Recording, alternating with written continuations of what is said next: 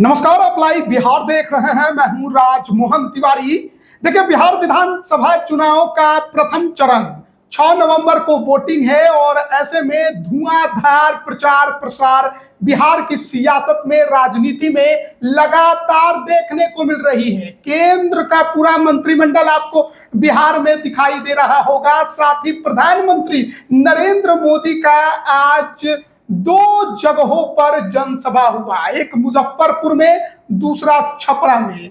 माना जा रहा है कि इन 2 जनसभाओं के जरिए जहां मुजफ्फरपुर की 11 विधानसभा सीटों को साधने की कोशिश पीएम मोदी ने की, तो वहीं सारण जिले के 10 विधानसभा सीटों को साधने की कोशिश छपरा में की। लेकिन उनके आज की जनसभा में कई जो बिंदु हैं वो चर्चा में सबसे ज्यादा है। मुजफ्फरपुर में जब प्रधानमंत्री नरेंद्र मोदी ने भाषण दिया, कई महत्वपूर्ण बिंदु उठा दिए। उसमें एक गोलू अपहरण कांड का भी जिक्र हुआ।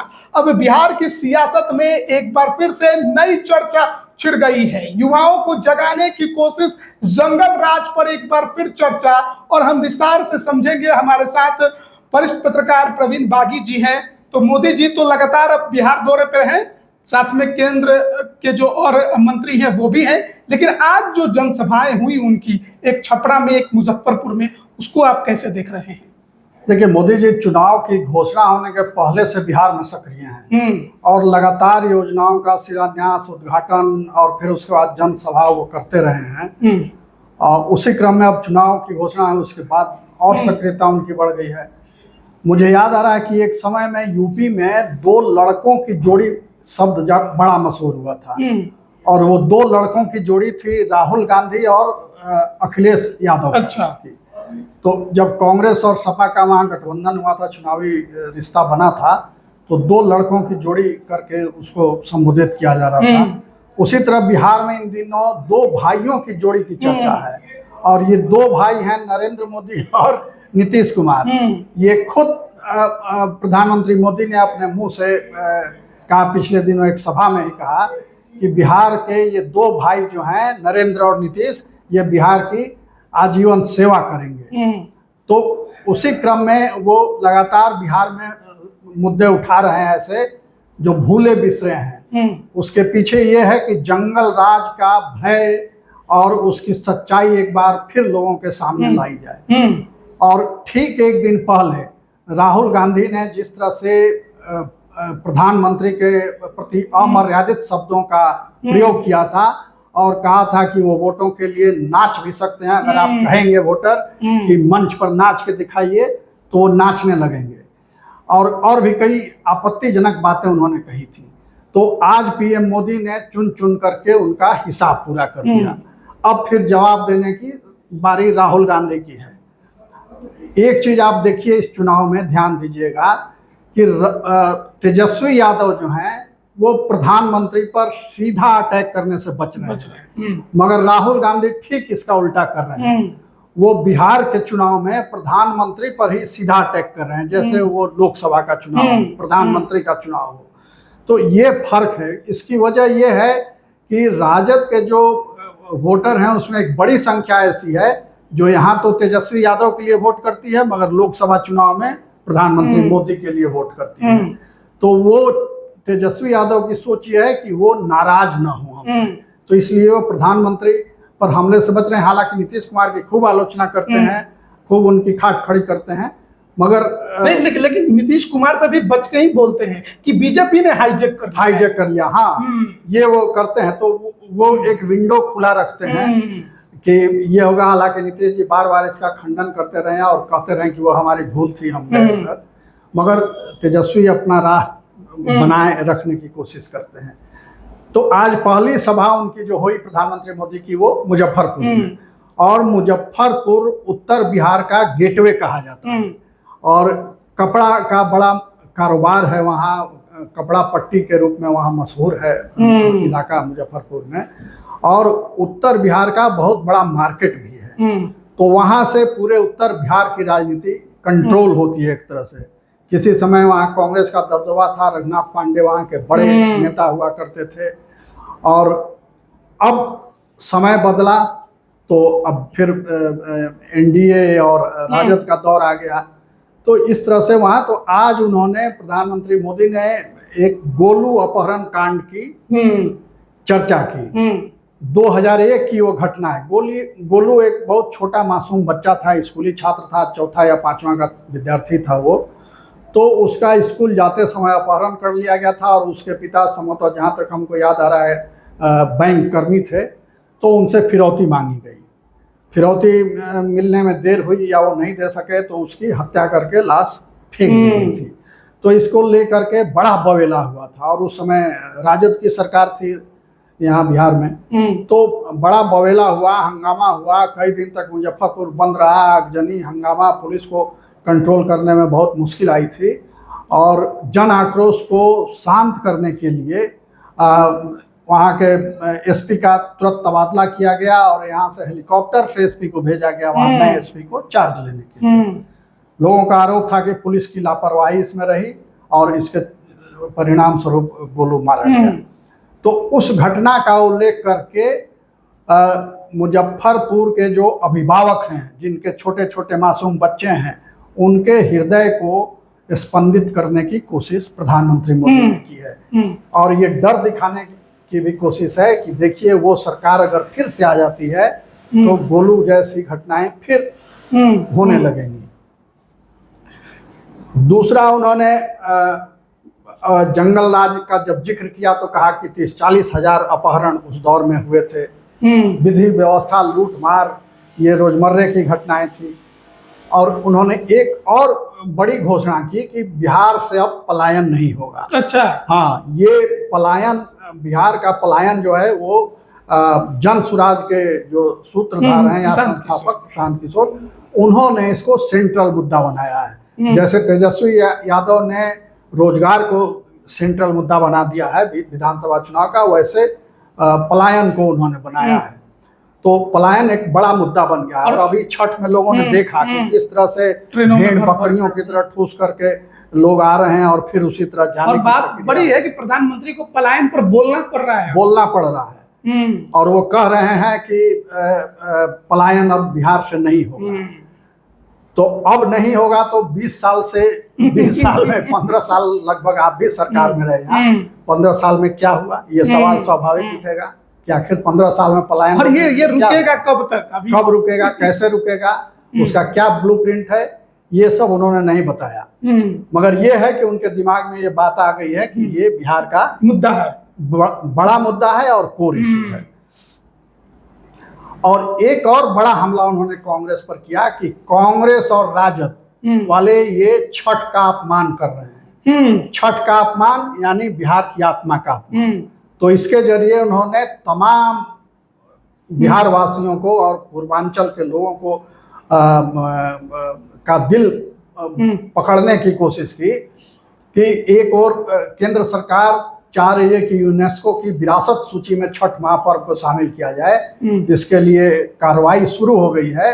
और दूसरी ओर ये जो कांग्रेस और राजद के नेता हैं वो छठ का अपमान कर रहे हैं, उस कार्य में बाधा पहुंचा रहे हैं। ये धर्म विरोधी हैं। ये इसके पीछे का ये क्या है, ये आखिरकार इसके पीछे कारण क्या रहा? प्रधानमंत्री जी ने जिस तरीके से छठ को लेकर राजद और कांग्रेस को घेरा है, छठ को लेकर के, इसलिए कि दिल्ली में जमुना की सफाई का इशू इसमें शामिल हो गया था। और बीजेपी का दावा था कि जमुना को बिल्कुल साफ कर दिया गया है और वहां बड़ी संख्या में छठ व्रती आए, अर्घ दिया। सबसे ज्यादा बवाल मचा जो एक कहा गया कृत्रिम घाट बनाया। हाँ, कृत्रिम, उसी को लेकर के राहुल गांधी ने सवाल उठाया था। और फिर सोशल मीडिया पर भी काफी वीडियो आए कि एक तरफ जमुना जी का जल है जो एकदम गंदा दिख रहा है, दूसरी ओर उस कृत्रिम घाट का जल है जो साफ एकदम दिख रहा है। तो ये राहुल गांधी का आरोप ये था कि उसमें कृत्रिम घाट जो बनाया गया वो गंगा जल ला के भर दिया गया, उसमें साफ पानी भर दिया गया। हाँ, फिल्टर पानी ला के भर दिया गया और उसको कहा गया कि जमुना जी साफ। तो ये सवाल उन्होंने उठाया था, उसी का जवाब उन्होंने प्रधानमंत्री ने दिया। दूसरे तरह ये छठ का अपमान है। यानी बात कहां से कहां उन्होंने जोड़ दी। फिर देखिए, उन्होंने मुजफ्फरपुर की आत्मा को स्पर्श करने की कोशिश कैसे की। उन्होंने राम वृक्ष बेनीपुरी को याद किया, देवकी नंदन खत्री जो तिलस्म के कई उपन्यास उन्होंने लिखे थे। चंद्रकांता संतति उसकी बहुत उनका मशहूर उपन्यास था, जिस पर टीवी सीरियल भी बना था। फिर किसान चाची राजकुमारी देवी, जो किसान चाची कही जाती हैं, उनका जिक्र किया। और ये जो वहाँ के कवि थे जानकी वल्लभ शास्त्री जी, मशहूर कवि, उनका उल्लेख किया। जय नारायण निषाद जी का उल्लेख किया। ये सब लोग ऐसे हैं जो मुजफ्फरपुर के एक समय में चेहरा रहे हैं। उनके नाम से मुजफ्फरपुर जाना जाता रहा। तो उन सब को याद करके मुजफ्फरपुर को उसके पुराने अतीत में ले जाने की कोशिश की और उससे खुद को यानी एनडीए को कनेक्ट करने की कोशिश की। और छपरा में भी गए तो वहाँ के लोगों को जो प्रचलित है, और स्वाति मिश्रा जिन्होंने अयोध्या मंदिर के उद्घाटन के समय जो गाना गाया था, उनका भी जिक्र किया। राम आएंगे, राम आएंगे, उनका भी जिक्र किया। और छपरा में उन्होंने मढ़ौरा के मॉर्टन फैक्ट्री का भी उल्लेख किया। वो मॉर्टन फैक्ट्री में जो टॉफी बनती थी, ठीक ही कहा प्रधानमंत्री ने कि पूरे देश में वो टॉफी मशहूर थी और बच्चे बड़ा पसंद करते थे। हम लोग भी उसको बड़े शौक से खाया करते थे। खुद को भी अपने उससे जोड़ रहे थे कि हम भी गुजरात में स्कूल में वो बांटा जाता था, शिक्षक बांटते थे बच्चों को, और वो बंद हो गया। तो उन्होंने कहा कि वो राजद शासनकाल में बंद हुआ, इतनी अच्छी फैक्ट्री और इतना मशहूर और सब रंगदारी और आतंक के चलते बंद हुआ। तो इस तरह से उन्होंने, और फिर एक जो सोशल मीडिया पर चल रहा है कि राजद की सरकार आएगी तो कट्टा छर्रा दुनाली, ये सब जो गाने चल गाने जो चल रहे हैं, उसका भी उल्लेख किया। और एक और उन्होंने बाबा साहब का भी नाम लिया मुजफ्फरपुर की सभा में, कि जिस बाबा साहब के सामने पूरा देश सर झुकाता है, वो बाबा साहब लालू प्रसाद के चरणों में उनकी तस्वीर रखी गई थी। उनके पैर के पास उनकी तस्वीर रख के उनका अपमान किया गया। तो इससे वो जो दलित समाज है और जो बाबा साहब के समर्थक हैं, उनको अपने साथ जोड़ने की कोशिश की है। फिर छपरा की लाठी और सुजनी कला वहाँ जो है उसका उल्लेख किया। तो इस तरह से उन्होंने अनेक मुद्दे उठाए और लोगों से नारा लगवाया, उनसे भरोसा लेने की कोशिश की कि आप एनडीए। बार जो युवाओं पर उनका जो फोकस था वो भी देखने लायक था, क्योंकि वो कह रहे थे कि देखिए गोलू अपहरण कांड हो या फिर जंगल राज की जो और कहानियां हैं, वो बड़े बुजुर्ग तो जानते होंगे, ये जो नए वोटर है उनको नहीं मालूम है। तो उनको बताना जरूरी है कि आखिरकार ये बिहार में जो लालू यादव का शासनकाल था, राबड़ी देवी का शासनकाल था, उसमें जंगल राज किस प्रकार था। क्योंकि कहा जा रहा है कि जो नया वोटर है वो नौकरी के नाम पर, रोजगार के नाम पर कहीं ना कहीं तेजस्वी से खुद को कनेक्ट कर ले रहा है। और यही वजह रही कि 2020 में तेजस्वी यादव और आरजेडी सबसे बड़ी पार्टी बनकर उभरी। क्या बीजेपी को इस बात का डर है कि युवाओं का वोट कहीं खिसक न जाए? बीजेपी को ही नहीं, एनडीए भी भयभीत है भीतर से। विकास के काम, विकास के दावों के बावजूद ये उनको भय है कि आज की युवा पीढ़ी रोजगार और शिक्षा और दवाई कमाई इसके मुद्दे पर कहीं उनके खिलाफ वोट न करे, क्योंकि युवाओं में नाराजगी है, ये सरकार भी महसूस कर रही है। तो इसीलिए फिर लौट के घूम फिर करके मुद्दा जंगल राज भर से सुशासन पर आ जाता है और 20 साल 25 साल पहले की घटना का जिक्र किया जाता है कि वो था और अब था। अगर इतना आत्मविश्वास होता है एनडीए को कि हम अपने काम पर वोट मांगे, हमारा काम इतना उल्लेखनीय और यादगार है कि उसके आधार पर जनता वोट करेगी, तो जंगल राज का जिक्र नहीं होता। मगर सफलता के दावों और घोषणाओं के बावजूद जंगल राज का फिर से बिहार के चुनाव में एंट्री, इसका मतलब है कि एनडीए डरा हुआ है और इसीलिए वो उस खौफनाक राज की याद दिला रहा है। उदाहरण देना पड़ रहा है, उदाहरण गिन गिन करके उदाहरण दिया जा रहा है। तो उसकी वजह यही है। और आपने देखा कि जो अंतिम कैबिनेट हुई बिहार सरकार की चुनाव के घोषणा के ठीक 3 दिन पहले, उसमें 167 एजेंडे पारित किए गए। ये आजादी के बाद से अब तक अधिकतम स्कोर है। एक बैठक में एक मीटिंग में, कैबिनेट की एक मीटिंग में 167 प्रस्ताव पास किया जाना, ये आज तक कभी नहीं हुआ। 100 के आसपास तो पास किए गए थे प्रस्ताव, मगर 167 ये दिखलाता है कि सरकार कितनी भीतर से डरी हुई है, सरकार यानी एनडीए। और ये तो देखा गया ना कि तेजस्वी यादव की जो घोषणाएं हो रही थी, वो कह रहे थे कि सरकार में आएंगे तो हम ये चीज लागू करेंगे। एनडीए ने तुरंत लागू कर दिया उसी दौरान, चाहे बिजली बिल माफ करना हो या फिर वृद्धा पेंशन में वृद्धि हो। तो लग रहा था कि तेजस्वी के ऐलानों से हड़कंप तो मचा हुआ था और कैच आउट करने की कोशिश की इसीलिए। और जैसे तेजस्वी घोषणा करते थे अगले हफ्ते सरकार अधिसूचना ये नीतीश कुमार ही हैं और बिजली विभाग के जो मंत्री हैं, ये खुद विधानसभा में बोलते थे कि मुफ्त में बिजली तो किसी हाल में नहीं देंगे, बिल्कुल, और वो देनी पड़ी।